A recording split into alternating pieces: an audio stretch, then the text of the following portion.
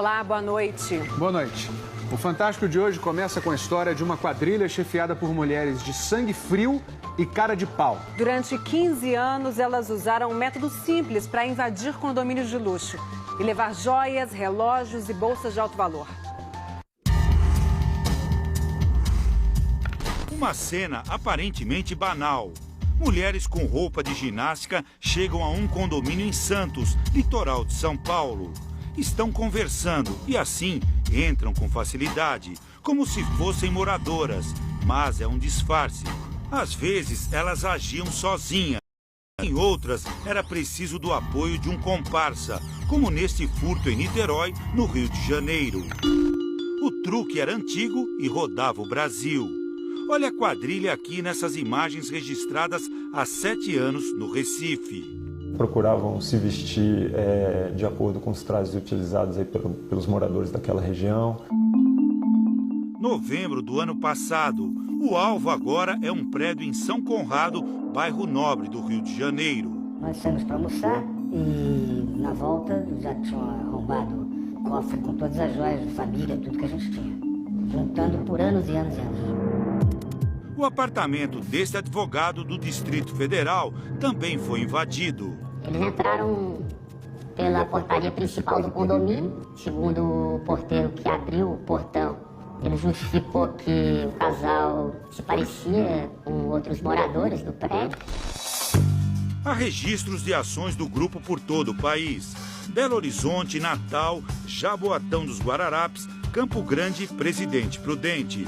E também fora do país. Buenos Aires e Rosário, na Argentina, e Santiago, no Chile. Um dos furtos mais recentes, no começo do ano, foi neste condomínio em uma área nobre de Brasília. Foi aí que a quadrilha entrou no radar da Polícia Civil do Distrito Federal. As imagens mostram a chegada do grupo na hora do almoço, no dia 15 de janeiro. Só uma das mulheres leva a bolsa. Uma delas acena para enganar os porteiros.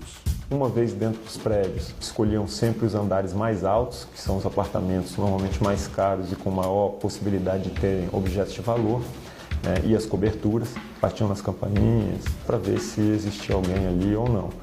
Não notando nenhum movimento, eles então partiam para o arrombamento.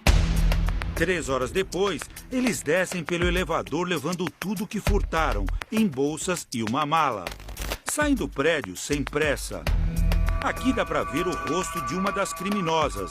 Segundo a polícia, é Raquel Veríssimo da Silva, que chefiava o grupo junto com Priscila Galego Luiz.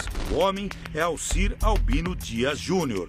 Elas que as mais das vezes selecionavam as cidades a serem atacadas. O Alcir tinha um papel fundamental na abertura de cofres. Só de um dos apartamentos do prédio, eles levaram mais de R$1 milhão em dinheiro, joias e outros artigos de luxo. Os investigadores descobriram que Raquel, Priscila e Alcir moravam em São Paulo. Os policiais, então, passaram um mês lá, gravando o dia a dia dos criminosos. Com o dinheiro furtado, o grupo levava uma vida confortável. Circulava em carros caros, morava em endereços valorizados e investia em empresas. As mulheres da quadrilha montaram esse restaurante aqui num dos pontos mais movimentados da Vila Madalena, em São Paulo. Mas o lugar só funcionou durante 2 meses, segundo os vizinhos. Para a polícia, o negócio foi aberto apenas para legalizar o dinheiro furtado. Esse manobrista que prestou serviço para o restaurante reconheceu as donas do lugar. Era a Priscila e a Raquel, né? Ele diz que nunca desconfiou delas. Sempre muito simpática, muito educadas. Aparentavam ter bastante dinheiro. Elas andavam com joias também, tudo assim, com roupas, sapatos, bolsas caras. A polícia descobriu uma fortuna escondida pela quadrilha neste guarda-volumes na zona oeste de São Paulo. Dinheiro, euro, mais ou menos aí, dólares. Aqui deve ter milhões em joia. Raquel, Alcir e outros 5 integrantes do grupo foram presos e levados para Brasília. A polícia ainda procura outros 3 suspeitos, entre eles Priscila Galego. A advogada que representa os presos disse que apenas Alcir, Raquel e Priscila são culpados. Os outros são inocentes. Os 3 envolvidos, a Priscila, que ainda não foi presa, se encontra foragida, a Raquel e o Alcir, vão confessar os crimes para ter uma pena atenuada quando da sentença de condenação. O material apreendido, avaliado em mais de 5 milhões de reais, também seguiu para Brasília. Anéis de diamante, esmeralda, colares de ouro, relógios de luxo, bolsas de grife e 300 mil reais. Tudo tem muito valor aqui nesta sala da delegacia, mas o que chama mais atenção são essas bolsas de uma marca muito conhecida francesa, avaliadas cada uma em 60 mil reais. A quadrilha roubou 5, 3 já foram entregues à dona. Esse ourives diz que o valor médio das joias é de 15 mil reais. Algumas eram bem mais caras. Aqui é uma gargantilha. Cada diamante desse tem 8 pontos. Uma faixa, uma peça mais ou menos para 40 mil reais. Esse aqui. Por que chamou a atenção para o senhor Pela esse pedra, anel? pela pureza, pela cor, pelo tamanho. O senhor já tinha visto uma apreensão de joias tão grande assim? Não, nunca tinha. As vítimas foram até a delegacia para tentar reaver o que perderam. Este empresário carioca resgatou uma parte. Alguns brilhantes, relógios, joias, uns 20% a 30%. Os investigadores agora querem recuperar outras joias penhoradas pelos bandidos na Caixa Econômica Federal. Eles já eram conhecidos das polícias de alguns estados. Foram presos pelo menos 5 vezes nesses últimos 15 anos. Ainda assim, logo eram soltos. Eles responderam apenas pela prática de furto, qualificado pelo arrombamento, né? Isso fazia com que eles rapidamente ganhassem benefícios judiciais. A quadrilha agora está presa por tempo indeterminado. Mas dá para garantir que elas vão ficar presas agora? Dá para garantir porque a investigação produziu provas robustas da atuação desse grupo. Estamos diante de uma das maiores organizações criminosas em atuação em furtos à residência no Brasil.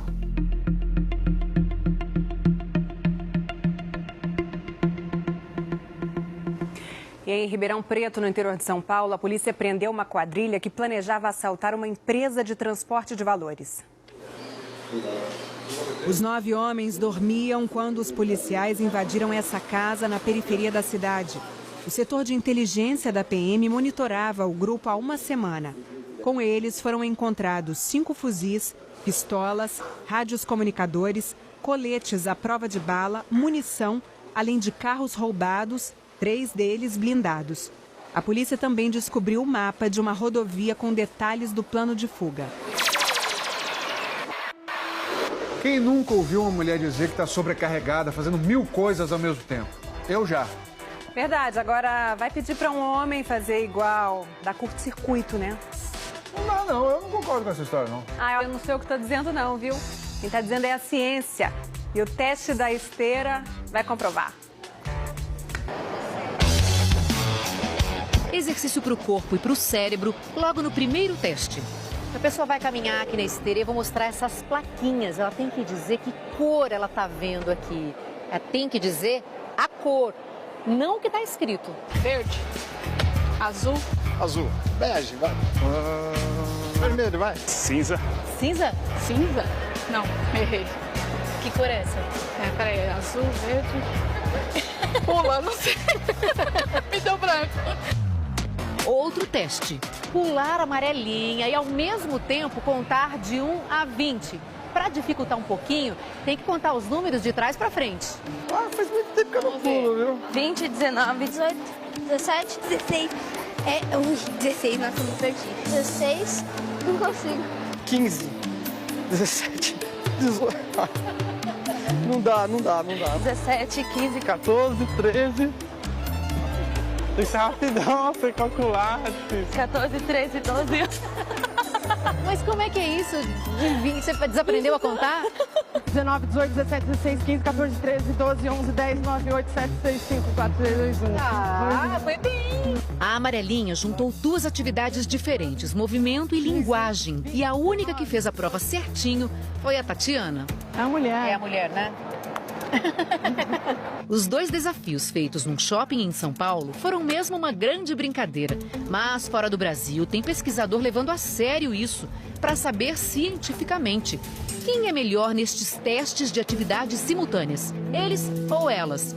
A repórter Bianca Routier tem a resposta. Hi. Hi, are you Tim? Tim, yeah, Bianca, yeah. Nice to meet you, Bianca. Yes. Fomos recebidos pelo Dr. Tim Kewling, que liderou a pesquisa. O estudo envolveu cientistas do Hospital Universitário de Balgrist e do Hospital Universitário de Zurique, ambos na Suíça. Foram testadas 83 pessoas saudáveis entre 18 e 80 anos de idade. Os voluntários tinham que andar numa esteira durante 40 minutos e no caminho encontravam um desafio. Red, blue. 4 séries de um teste de concentração. A pessoa precisa dizer as cores das palavras que aparecem no monitor. É fácil se confundir. Blue, red. Nossos cérebros estão prontos para ler ou dar nome a uma cor, mas fazer os dois ao mesmo tempo causa uma interferência, explica o pesquisador. Eu pedi para também fazer o teste. Os meus dados não vão ser contabilizados, eu só quero ter uma ideia da dificuldade. Verde, azul. Eles me mostram palavras em português, para não complicar ainda mais. Verde, amarelo. Sou aprovada. Muito simétrica, elogia o neurocientista. Pretty symmetrical, yeah. É? Você se saiu muito bem com as 2 tarefas. Eu e as mulheres em geral, com menos de 60 anos, ao contrário dos homens. Na hora de realizar as 2 tarefas simultaneamente, eles tiveram dificuldade. O braço direito dos homens praticamente parava de se mexer. Já as mulheres mais jovens exibiram coordenação e concentração ao mesmo tempo.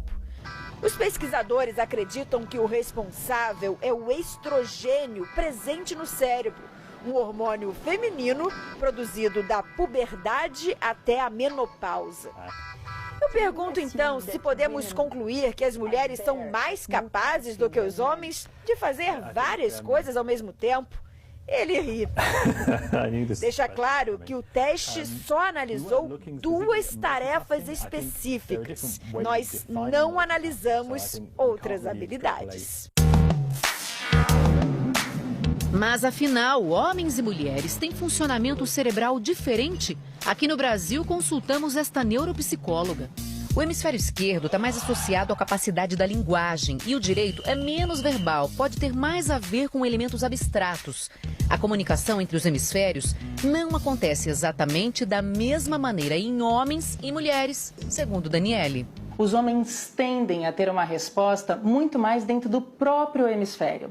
Eles ficam mais do mesmo lado, comunicando entre si. Ele vai pegar um ponto e vai ser mais direto. O cérebro da mulher, ele tem uma comunicação entre esses 2 lados mais frequente do que a gente observa na comunicação do cérebro, na relação do cérebro do homem. Eu dou almoço e janta para 2 crianças ao mesmo tempo, eu falo no telefone. O homem, ele se preocupa só com uma coisa.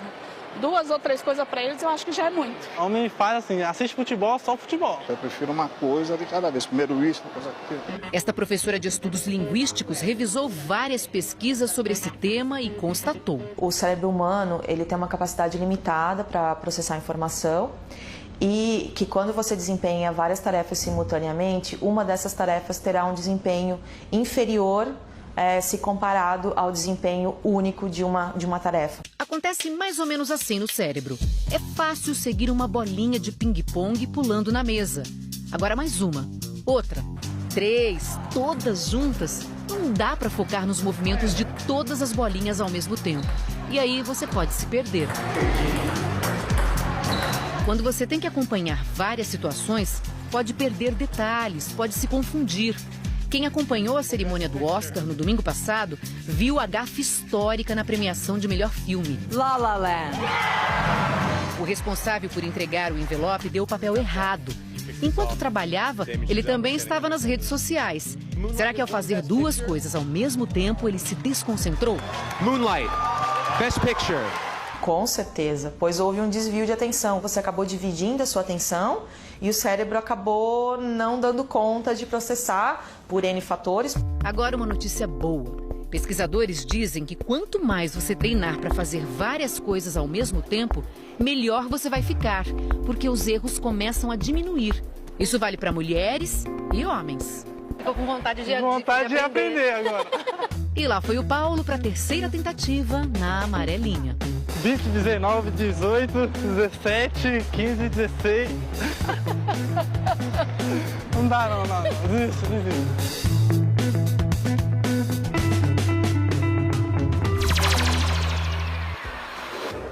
Sabe quando você está no restaurante e a criançada da mesa do lado não dá descanso? É gritaria, correria, confusão geral. Tem gente que se incomoda, né? Pois um restaurante da Itália teve uma ideia original para resolver o problema.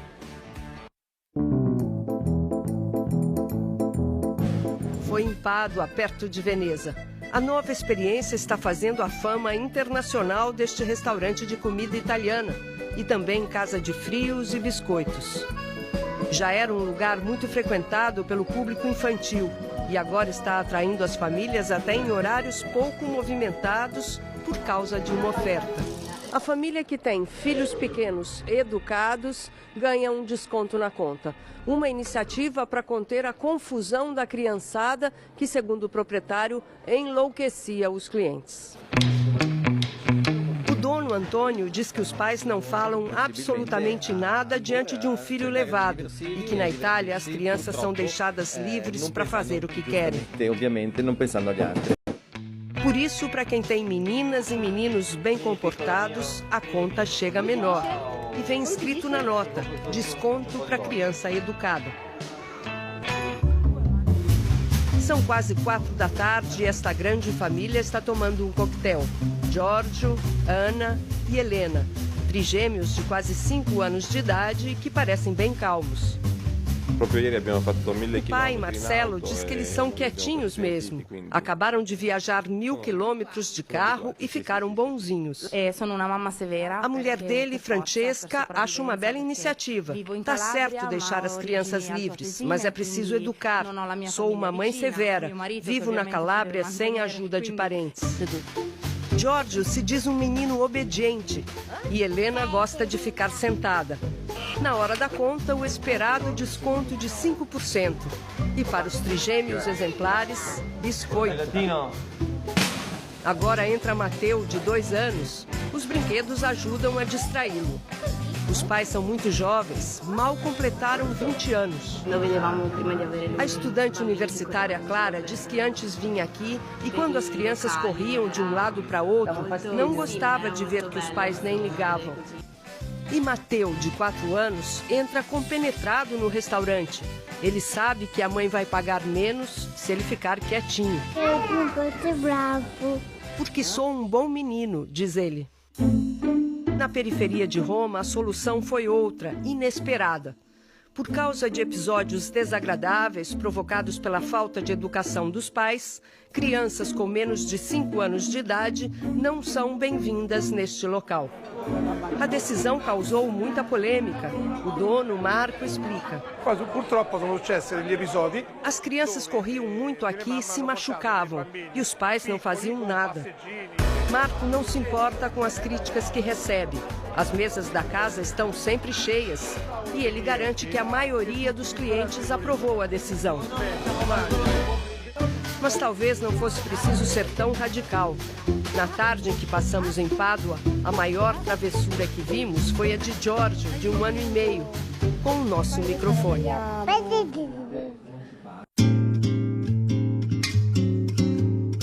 E aqui no Brasil? Até que ponto as crianças bagunceiras podem irritar quem planejou sair de casa para um merecido almoço na mais santa paz?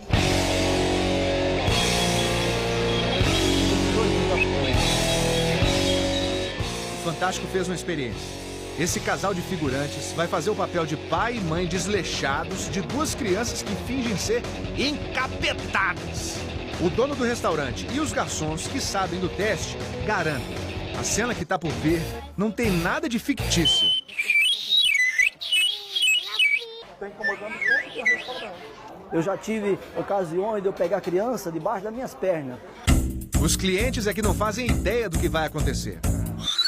Primeiro o menino fica soprando um apitinho insuportável. Dá pra sentir no ar o desconforto? Depois as crianças correm pra tudo que é lado. A menina chega a se meter debaixo de uma mesa. E os pais ali, zero estresse. Não é nem com eles. Na saída a gente ouviu quem estava lá dentro. Quer comer, quer conversar.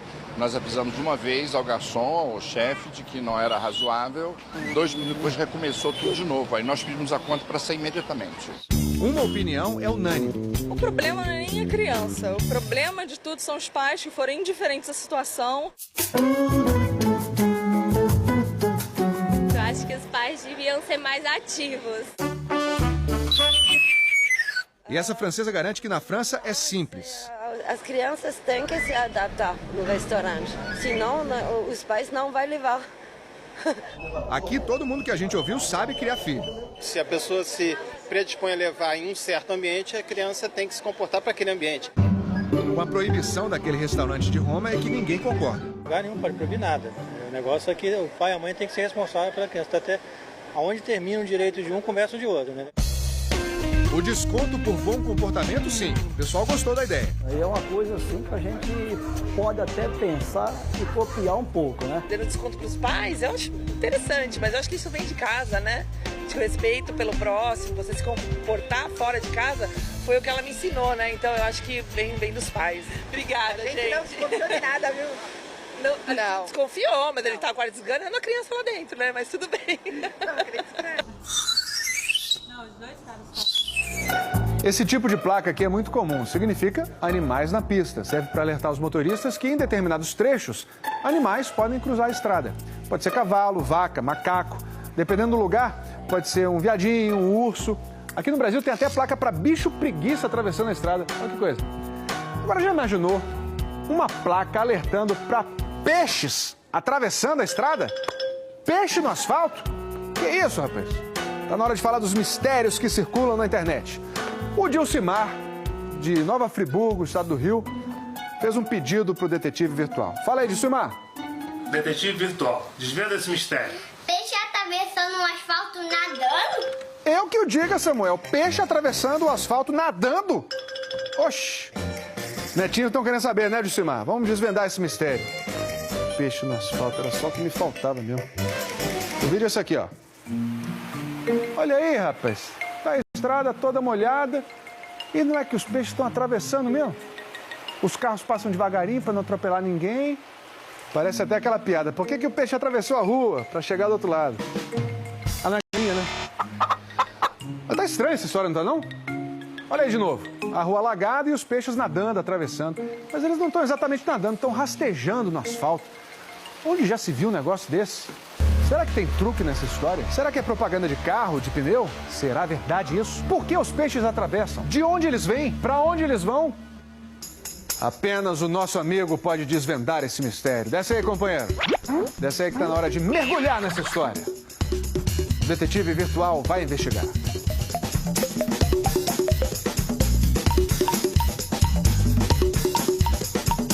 E você aí de casa? Acha que os peixes atravessando a estrada são verdade ou mentira? Entre lá no nosso site e dê o seu voto. Quando a gente voltar do intervalo, o detetive virtual vai responder. Foi dentro dessa estrutura que o motorista da Paraíso do Tuiuti dirigiu pelo Sambódromo domingo passado.